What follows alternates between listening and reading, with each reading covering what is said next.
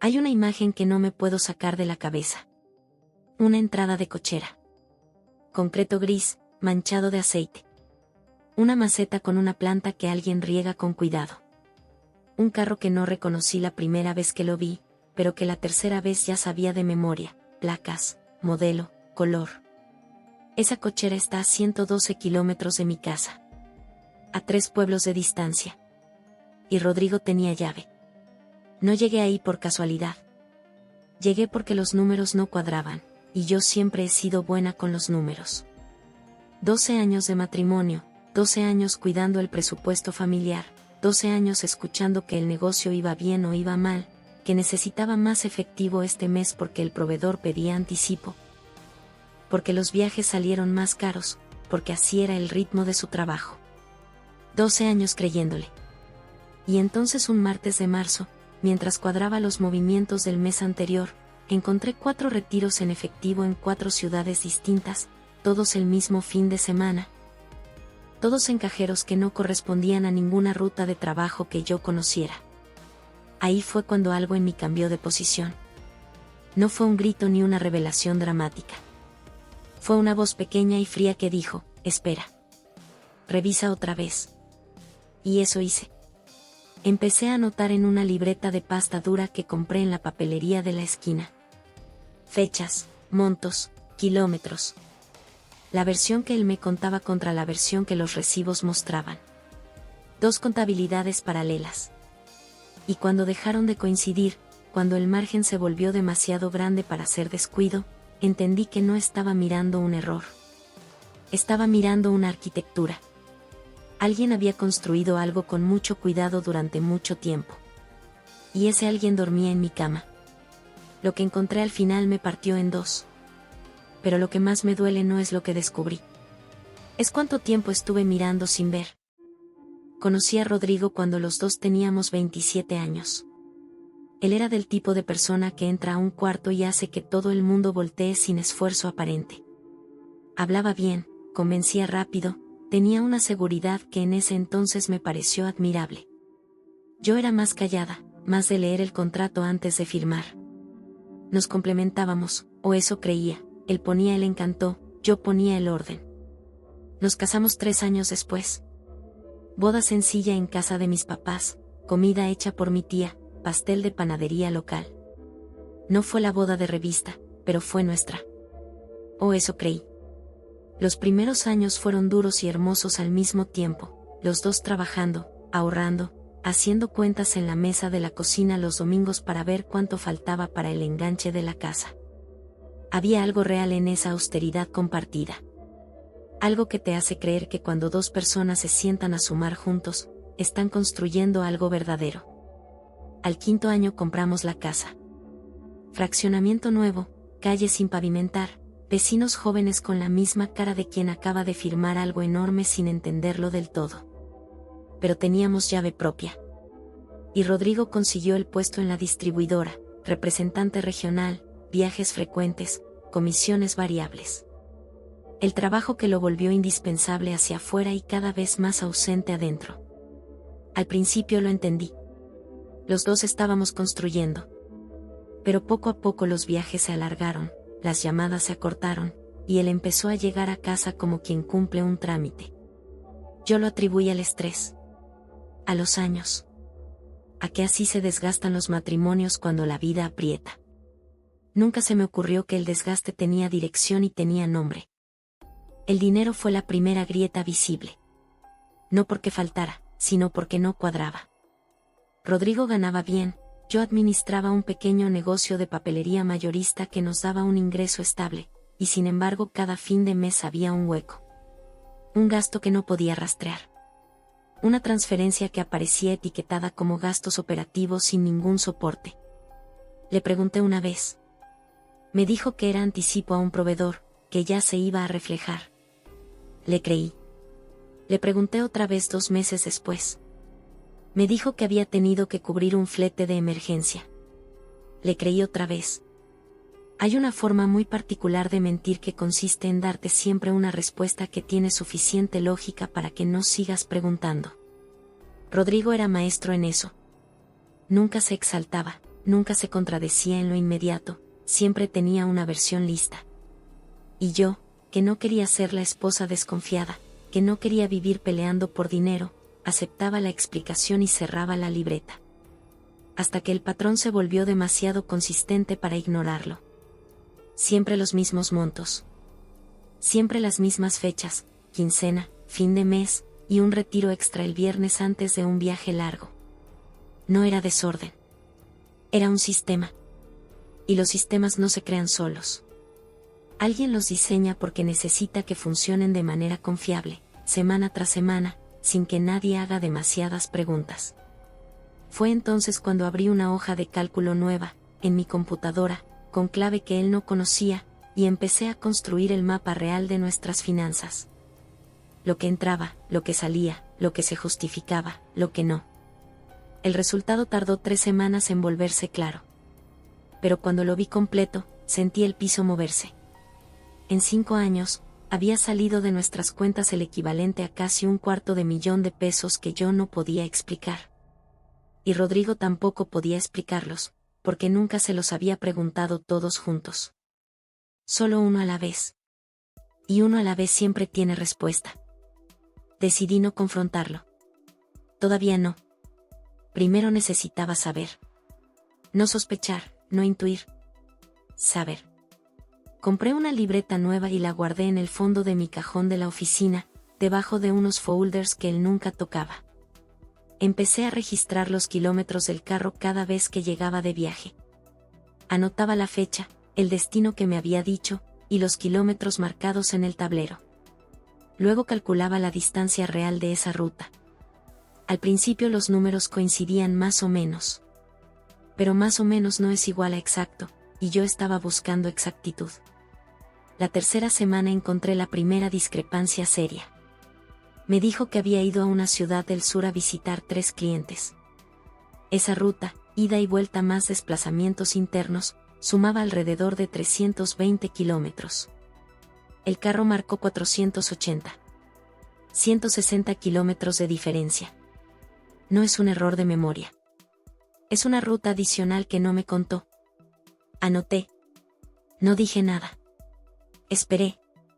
La semana siguiente, mismo patrón. El viaje al corredor industrial que según él duraba 2 días terminó con 70 kilómetros extra que no correspondían a ningún punto en esa zona. Empecé a buscar qué había en esa dirección. Pueblos pequeños, fraccionamientos, una carretera lateral que conecta con la autopista hacia el norte. Nada que tuviera que ver con su trabajo. Fue entonces cuando decidí hacer algo que nunca pensé que haría en mi vida. Empecé a seguirle el rastro digital. No hackeé nada, no contraté a nadie. Simplemente entré a la aplicación del banco con mis credenciales de cuenta conjunta, exporté 12 meses de movimientos, y los crucé con un mapa. Cada retiro en cajero, cada pago con tarjeta, cada transferencia. Los ubiqué geográficamente uno por uno. Y cuando pinté todos esos puntos en un mapa impreso que extendí sobre la mesa de mi oficina a las 2 de la mañana, vi algo que me heló la sangre. Había un punto que se repetía. Una y otra vez, con una regularidad perfecta. Una ciudad pequeña a 112 kilómetros. Cada 2 o 3 semanas, sin falta, durante al menos 3 años. Rodrigo nunca me había mencionado esa ciudad. Nunca. Ni una sola vez. La primera vez que manejé hasta allá lo hice un miércoles por la mañana, cuando Rodrigo estaba supuestamente en una reunión de distribuidores a 4 horas de distancia. Salí sin decirle a nadie a dónde iba. Le dije a mi empleada que tenía una diligencia y que regresaba al mediodía. Manejé con el mapa impreso en el asiento del copiloto y el corazón en la garganta durante toda la carretera. Me repetía que probablemente no era nada. Que iba a llegar, ver una bodega o una sucursal de la empresa, y regresar sintiéndome ridícula. Me repetía eso como un mantra porque era lo que quería creer. La dirección que había rastreado me llevó a una colonia residencial. No lujosa, pero ordenada.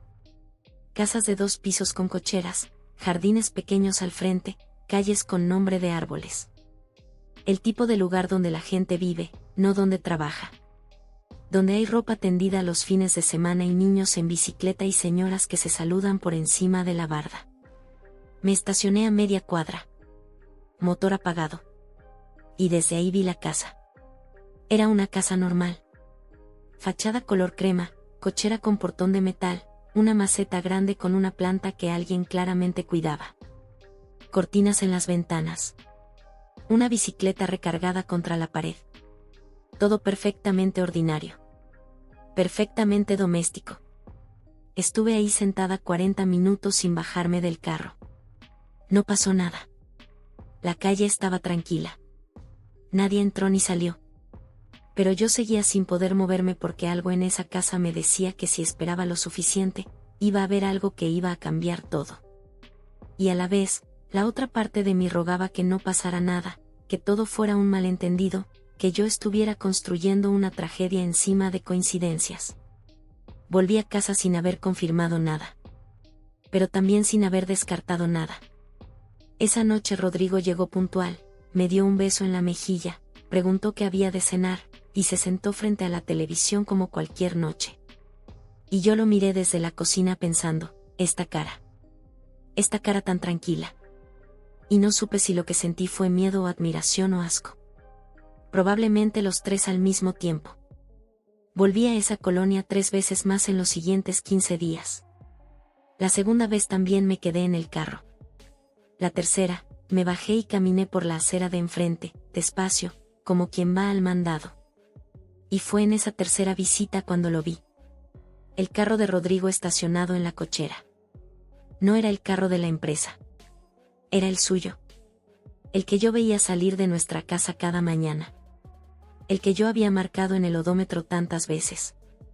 Estaba ahí, frente a esa casa color crema, a 112 kilómetros de donde yo vivía, en un miércoles por la tarde cuando él me había dicho que tenía una visita a clientes en el norte. Me detuve en seco en medio de la acera. El corazón me latía tan fuerte que podía escucharlo. Saqué el teléfono y tomé una foto del carro con la fachada de la casa al fondo. Las manos me temblaban. Seguí caminando sin detenerme, llegué a la esquina, doblé, y me recargué contra la barda de la casa siguiente tratando de respirar. No lloré. Eso me sorprendió después. Esperaba llorar y no pude. Lo que vino en cambio fue una claridad extraña, casi dolorosa. Como cuando llevas semanas con dolor de cabeza y de repente encuentras la pastilla correcta y el alivio llega, pero también te das cuenta de lo mucho que estuviste aguantando sin necesidad. Esa clase de claridad. Caminé de regreso a mi carro. Saqué la libreta. Anoté la hora, el día, la descripción del carro, las placas. Y luego me quedé sentada un momento mirando lo que había escrito. Ahí estaba. La primera prueba real. No una suposición, no un número raro en el estado de cuenta. Un hecho concreto, fotografiado, anotado. Rodrigo estaba en esa casa. Lo que no sabía todavía era quién más estaba adentro. Eso lo iba a descubrir 2 semanas después, y iba a ser mucho peor de lo que imaginé. Volví un sábado por la mañana. Calculé que un sábado era más probable que hubiera movimiento. Me estacioné en una calle paralela y caminé hasta una pequeña tienda que había visto desde el primer día, a media cuadra de la casa. Compré un refresco, me senté en un banco afuera, y esperé. No tuve que esperar mucho. A los 20 minutos salió ella. Una mujer de unos 35 años, pelo recogido, ropa cómoda de fin de semana, una bolsa del súper colgada del brazo. Salió de esa casa como quien sale de su propia casa porque era exactamente eso, su casa. Cerró con llave, guardó la llave en la bolsa, y caminó hacia la tiendita donde yo estaba sentada. Yo no me moví. No podía. La vi acercarse, pedir unas cosas en la tienda, pagar. Estaba a 2 metros de mí. Tenía una cara normal, cansada de manera normal, con esa expresión de quien tiene muchas cosas que resolver ese día. No era un monstruo. No era una villana de película. Era una mujer. Una mujer que vivía en esa casa y que, hasta donde yo podía ver, no tenía idea de que yo existía. Pagó, recogió su bolsa, y se fue de regreso. Y justo antes de entrar, desde la puerta, La escuché llamar a alguien adentro con una familiaridad que me revolvió el estómago. El tono de quien llama a alguien que le pertenece. El tono que yo conocía porque era el mismo que usaba conmigo. Me terminé el refresco muy despacio. Pagué. Caminé de regreso a mi carro. Y en el camino, en esos 2 minutos de caminata, armé en mi cabeza la imagen completa. No solo una aventura. No solo un affair de hotel y mensajes borrados. Una casa. Una vida. Una mujer que salía al mandado un sábado como si nada. Como si fuera completamente normal. Rodrigo no tenía un amante.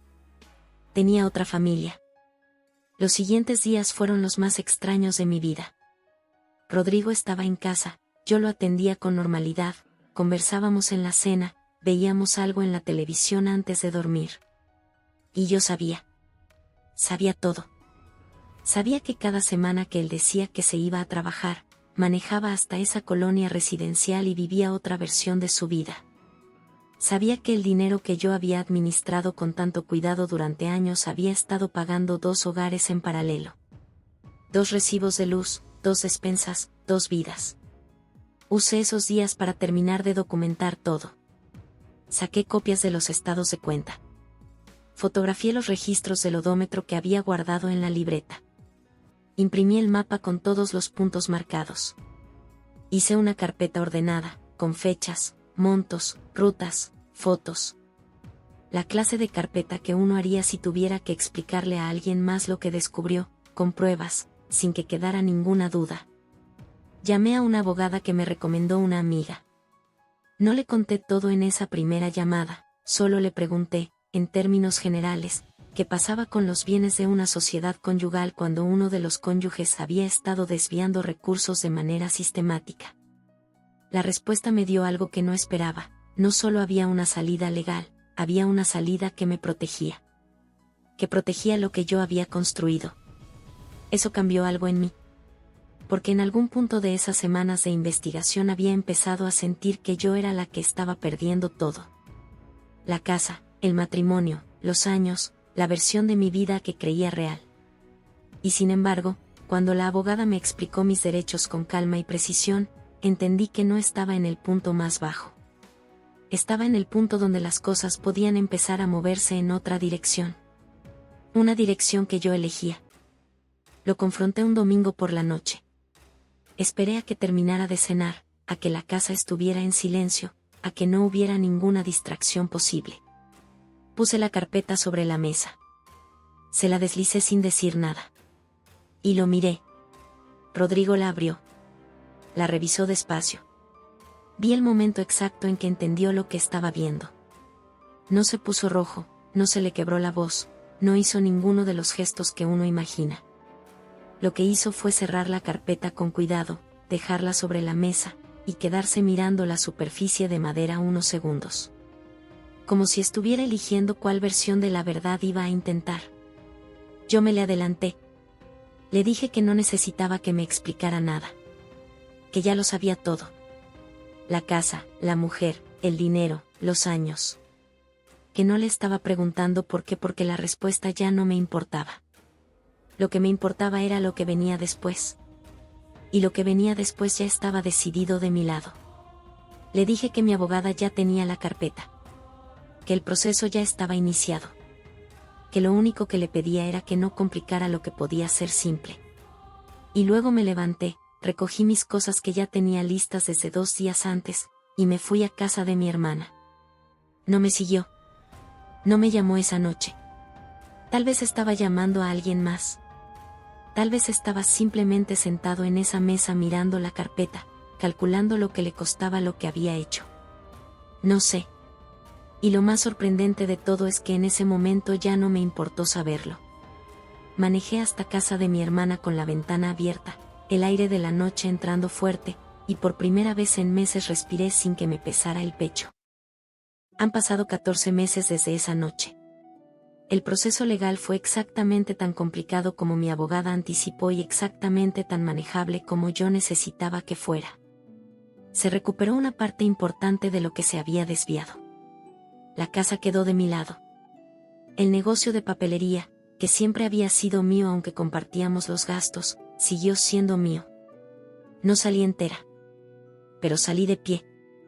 Rodrigo no peleó mucho. Creo que en el fondo sabía que no tenía con qué. O tal vez simplemente estaba cansado de sostener dos mundos al mismo tiempo y le alivió que alguien lo liberara de esa carga aunque fuera de esta manera. No lo sé. Ya no lo conozco lo suficiente para saberlo. Y eso también es una forma de pérdida, aunque sea una pérdida de algo que ya no era real. A la otra mujer nunca la volví a ver. Nunca la busqué. No era mi enemiga, aunque al principio quise sentirla así porque es más fácil tener a alguien a quien culpar que aceptar que el responsable era la persona que elegiste. Supongo que ella también tiene su propia versión de esta historia. Supongo que también tuvo un martes de marzo cuando los números dejaron de cuadrar, o tal vez no, tal vez todavía no sabe todo lo que yo sé. Eso ya no es mi problema. Mi problema, si acaso puedo llamarlo así, es aprender a confiar en lo que veo. No en lo que quiero ver. Porque la lección más dura de todo esto no fue descubrir la mentira. Fue aceptar que yo había elegido creerle durante años porque dudar tenía un costo que no quería pagar. Y resulta que no dudar también tiene un costo. Solo que ese costo te lo cobran más tarde, todo junto, con todo el interés acumulado. Hoy vivo sola en la casa que compramos juntos. La pinté de un color diferente. Cambié los muebles del lugar. Puse mis propias plantas en la entrada. Pequeñas cosas que suenan triviales pero que en realidad son otra cosa, son la manera silenciosa en que uno va tomando posesión de su propia vida otra vez. Hay mañanas en que me siento en la cochera a tomar el café y miro la calle y pienso en esa otra cochera, a 112 kilómetros, que ya no tiene ningún poder sobre mí. Y pienso en la mujer que se sentó en un carro temblando con un teléfono en la mano. La que llenó una libreta de números en la madrugada. La que manejó sola por la carretera con el mapa impreso en el asiento del copiloto y el corazón apretado. Y le tengo, no orgullo exactamente, sino algo más cercano al respeto. Porque esa mujer no esperó a que alguien le dijera la verdad. Fue a buscarla. Y cuando la encontró, no se quebró. Eligió. Y a veces eso es lo único que necesitas para seguir adelante, recordar que, cuando más importó, fuiste tú quien tomó la decisión.